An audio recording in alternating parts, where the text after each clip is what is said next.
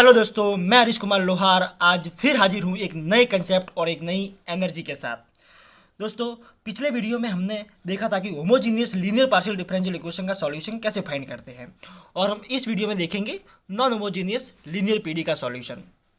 तो दोस्तों, जब भी हम पीडी को सॉल्व करते हैं तो ये जो भी पीडी गिवन होती है वो होमोजीनियस है या नॉन होमोजीनियस है, ये आइडेंटिफाई करना सबसे पहले आना चाहिए हमको, क्योंकि यदि हमें यही नहीं पता होगा तो हम इसका सॉल्यूशन कैसे निकालेंगे। तो हम देखते हैं एक एग्जांपल, ताकि नॉन होमोजीनियस लीनियर पीडी भी समझ में आ सके कि ये होती क्या है। तो जैसे कि हम कोई भी एग्जांपल लेते हैं, ये अपने पास कोई एग्जांपल है। अब यहाँ पर देखिए डी की पावर कितनी है 2, डी डैश की पावर कितनी है 2, और यहाँ पर भी डी की पावर 1 आ रही है और डी डैश की पावर 1 आ रही है। यहाँ पर सब जितने भी डी और डी डैश है उनकी पावर इक्वल नहीं है। तो ऐसी लीनियर पीडी जिसमें डी और डी डैश की पावर इक्वल नहीं होती है, तो उस केस में उस पीडी को हम कहते हैं नॉन होमोजीनियस लीनियर पीडी। और यहाँ पर जितने भी कोफिशिएंट है वो सारे कांस्टेंट है, तो इसको हम कहते हैं non homogeneous linear PD with constant coefficient. अब नॉन होमोजीनियस लीनियर पीडी को सॉल्व करने के लिए हमें सबसे पहले क्या करना पड़ेगा, इस जो भी हमको लीनियर पीडी दे रखी है उस पीडी के लीनियर फैक्टर निकालने होते हैं। अब मान लीजिए हमको एक ये पीडी दे रखी है और जो नॉन होमोजीनियस है, अब इसका एक फैक्टर ये आता है। अब ये फैक्टर आएगा कैसे, तो हम एक एग्जांपल लेते हैं ताकि आपको फैक्टर निकालना भी आसानी से आ सके कि फैक्टर निकालते कैसे हैं। तो मान लीजिए अपने पास कोई भी F D D dash P D दे रखी है, D square minus 4 D D dash plus 4 D dash square plus D minus 2 D D dash. ये अपने पास कोई भी दे रखी है पी डी। अब देखिए इसको हमको लीनियर फैक्टर के रूप में इसको लिखना है, और वो भी लीनियर फैक्टर कैसे होने चाहिए, इस टाइप के। तो यहाँ पर हम क्या कर सकते हैं, जो भी ये पार्ट है इस पार्ट को मैं ऐसे लिख सकता हूँ डी माइनस 2 डी डैश का होल स्क्वायर प्लस जो पीछे वाला पार्ट है उसको मैं एज इट इज़ यहाँ पर लिख देता हूँ।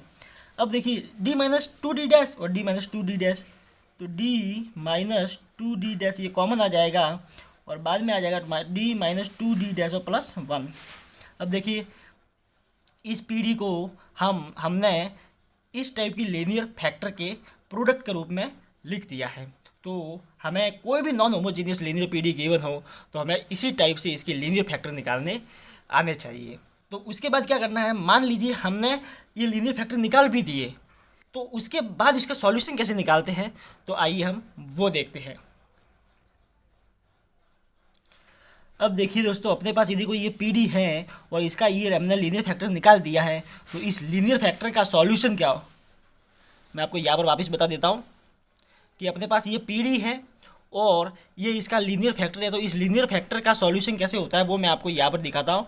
तो सबसे पहले हम निकालते हैं इसका सी एफ कॉम्प्लीमेंट्री फंक्शन।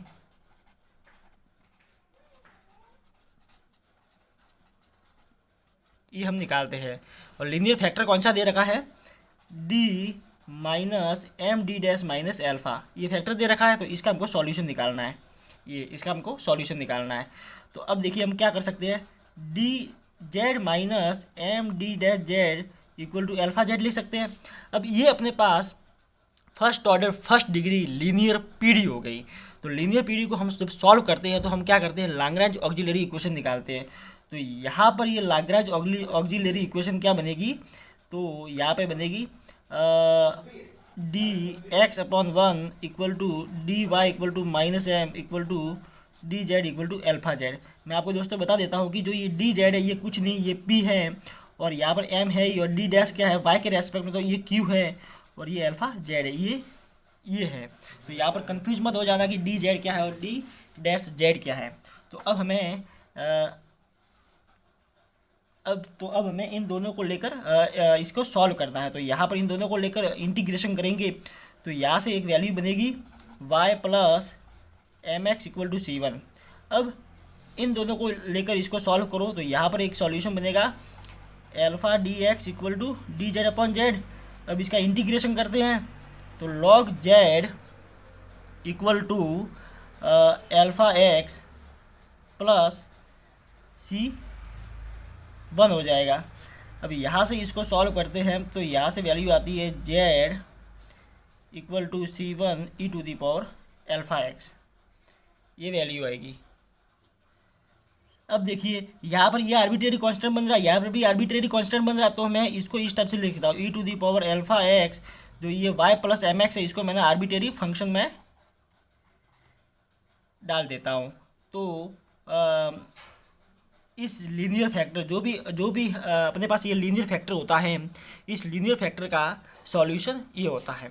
अब दोस्तों देखिए, मान लीजिए कि अपने पास कोई भी पार्शियल डिफरेंशियल इक्वेशन गिवन है, उसके इसी फॉर्म के दो लीनियर फैक्टर बन रहे हैं। मतलब समझे? नहीं समझे तो कैसे, मैं कैसे बोल रहा हूँ मैं आपको बता देता हूँ कि मान लीजिए अपने पास ये कोई पीडी है, इसके फैक्टर इस टाइप के मिल जाए, D dash minus alpha m1 कर देते हैं, और यहाँ से d minus m2 D dash minus alpha 2। तो हमें ये पता है कि इस फैक्टर का सॉल्यूशन क्या होता है ये, तो यहाँ पर e to the power alpha 1x f1 y plus m1 x। अब ये तो आ गया इसका सॉल्यूशन। अब हमको निकालना है इसका सॉल्यूशन, तो जो इसका सॉल्यूशन होगा वो प्लस में आ जाएगा, तो e to the power alpha 2x f2 कर देते हैं और y प्लस m2 x आ जाएगा। तो दोस्तों अपने पास कितने भी लीनियर फैक्टर हो, सबके सॉल्यूशन निकाल के हमको सबका सम ही करना है, तो वो गिवन पीडी का कॉम्प्लीमेंट्री फंक्शन आ जाएगा। आइए देखते हैं एक example, D square minus 4d D dash plus 4d dash square plus d minus 2d dash z equal to 0, ये अपने पास पीडी थी। और उसके मैंने यहाँ पर लीनियर फैक्टर भी निकाले थे, d माइनस 2d डैश और d minus 2d dash plus 1। अब देखिए यहाँ पर इस पीडी के दो लीनियर फैक्टर बन रहे हैं, तो इस फैक्टर के लिए सबसे पहले इस फैक्टर के लिए अल्फ़ा 1 क्या दे रखा है 0, और इस फैक्टर के लिए m1 क्या दे रखा है 2, और यहाँ के लिए जो अल्फ़ा 2 है वो दे रखा है -1, और m2 क्या दे रखा है 2। तो एक बात मैं आपको बता दूं कि जो इसका जो फैक्टर होता है ना जनरल फैक्टर, तो वो होता है d minus M D dash minus alpha, इस टाइप का फैक्टर होता है। मतलब एल्फ़ा के आगे माइनस आता है और m के आगे भी माइनस आता है, तो यहाँ पर जो अल्फ़ा 2 होगा ना वो -1 होगा, क्योंकि यहाँ पर प्लस आ रहा है तो ये -1 हो जाएगा, ये आपको ध्यान में रखना है।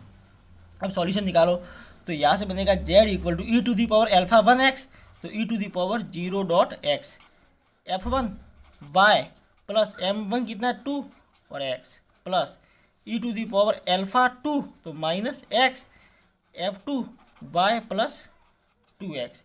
तो यहाँ से बनेगा ये तो 1 हो जाएगा, तो f1 y plus 2x plus E to the power minus x f2 y plus 2x, ये इसका सॉल्यूशन बनेगा।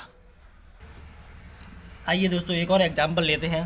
अब यदि अपने पास कोई भी P D cube minus D dash square minus D square plus D dash Z equal to 0, तो ये देखिए सबसे पहले हमको क्या आइडेंटिफाई करना है कि ये होमोजीनियस है या नॉन होमोजीनियस है। तो देखिए डी की डिग्री 3 आ रही है, यहाँ पर 1 2 3 आ रही है, बट यहाँ पर 2 आ रही है और यहाँ पर 2 आ रही है, तो इसका मतलब ये एक नॉन होमोजीनियस पीडी है। और जब नॉन होमोजीनियस पीडी होती है तो उस पीडी को हमें सबसे पहले लीनियर फैक्टर में चेंज करना पड़ता है। तो इसके लीनियर फैक्टर बनाते हैं, तो यहाँ पर लीनियर फैक्टर बनाने के लिए सबसे पहले हम देखेंगे कि जो डी है ना वो कॉमन आ रहा है, तो ये डी कॉमन ले लिया, D square minus D dash square minus D plus D dash, एक तो ये आ गया। अब देखिए डी, इसको मैं क्या ले सकता हूँ, D minus D dash D plus D dash minus D dash. अब देखिए और मैं आगे क्या कर सकता हूँ, इसके आगे डी तो है ही, अब डी माइनस डी डैश भी कॉमन आ रहा है, डी माइनस डी डैश भी कॉमन आ रहा है, और डी प्लस डी डैश -1 भी कॉमन आ रहा है। अब दोस्तों देखिए यहाँ पर अपने पास 3 फैक्टर बन रहे हैं, एक तो ये फैक्टर बन रहा है, एक ये फैक्टर बन रहा है, एक ये फैक्टर बन रहा है। तो यहाँ पर मैं इसको कुछ इस टाइप से लिखूँ, डी माइनस 0.d डैश -0, फिर डी माइनस डी डैश -0, फिर डी माइनस -1 डी डैश -1। तो यहाँ से अल्फ़ा 1 0 आ रहा है, m1 भी 0 आ रहा है, यहाँ से अल्फ़ा 2 0 आ रहा है, m2 1 आ रहा है, यहाँ से अल्फ़ा 3 1 आ रहा है और m3 आ रहा है -1। तो अब यहाँ पर सॉल्यूशन क्या होगा, z इक्वल टू, सबसे पहले इसके लिए सॉल्व करेंगे तो आएगा e⁻0x मतलब 1 हो जाएगा और f1y ओके कि प्लस mx ये 0 हो जाएगा plus e⁻0x f2y plus x plus e⁻x f3y minus x, ये इसका सॉल्यूशन होगा। अब दोस्तों मैं आपको एक बात बता दूं, नोट करके आप लिख देना। ये जो मैंने अभी पहले वाली जो प्रोसेस बताई है ना, उसमें देखना जो भी लीनियर फैक्टर आ रहे हैं ना वो सारे डिस्टिंक्ट आ रहे हैं, कोई भी रिपीटेड लीनियर फैक्टर नहीं आ रहा है। तो मान लीजिए अपने पास ये एक लीनियर फैक्टर तो है बट ये रिपीटेड है, यहाँ पर मान लीजिए ये आर टाइम रिपीट हो रहा है। तो जब भी हमने homogeneous partial differential equation solve करना देखा था तो वहाँ पर भी जब रूट्स इक्वल आते हैं तो हमने क्या देखा था कि सॉल्यूशन निकाल के उसमें x को मल्टीप्लाई करते हैं प्लस वापस x² को मल्टीप्लाई करते हैं, इस टाइप से हम सॉल्यूशन को आगे बढ़ाते हैं।